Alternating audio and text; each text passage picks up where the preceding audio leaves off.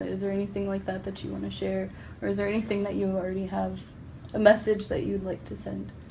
Yeah, I mean, as far as like taking action and steps, I'll say it now, and then maybe when we finish we can talk about it again, just so it's really grounded in people. But it's really easy in our society to be apathetic and to let apathy affect us to the point where until something is on our doorstep, we don't care or we don't take direct action to do anything about it.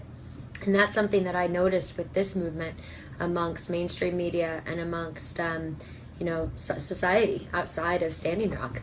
In February, like we've been talking about, when we tried to push this petition and tried to get people to pay attention, Nikki paid attention, but very few people, and Kalina, very few people were willing to really research the issue and care enough to stand up and say something outside of just retweeting or outside of signing something. And now it's become something that's so popular amongst social media and so popular amongst communities, to the point where we found out that there's giant semis coming out here for Thanksgiving to sort of help rewrite and reestablish a narrative around this holiday that was founded on a massacre. And a lot of Westerners don't know the true history of that. And it's a beautiful opportunity and a time to grow and learn. And I ask that everyone who's paying attention to this movement really takes a step back, and outside of the celebrity involvement, outside of all the hype surrounding Standing Rock, like, this is a movement that was led by youth and led by women, and is just about protecting clean water and healing. And I think it's easy to get caught up in distractions that surround us, whether it's popularity, whether it's jumping on the bandwagon because everyone else is doing it.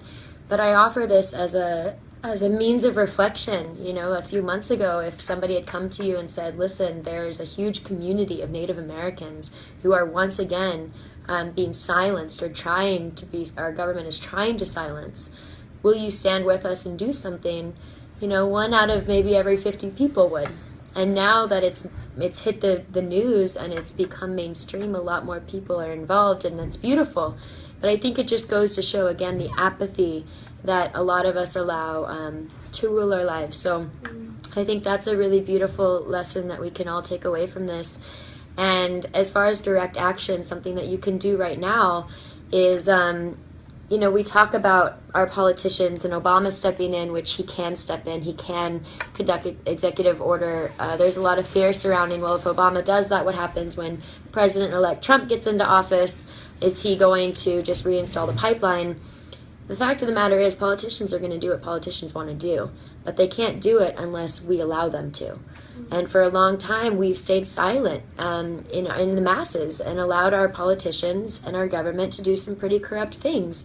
And one way that you can stand in solidarity with this movement peacefully, compassionately, and in a way that actually makes a difference is withdraw your money from these big corporate banks like Chase Bank, Citibank, Bank of America, Wells Fargo, essentially every single large bank that we know in our country, and temporarily put your funds in a federal credit union.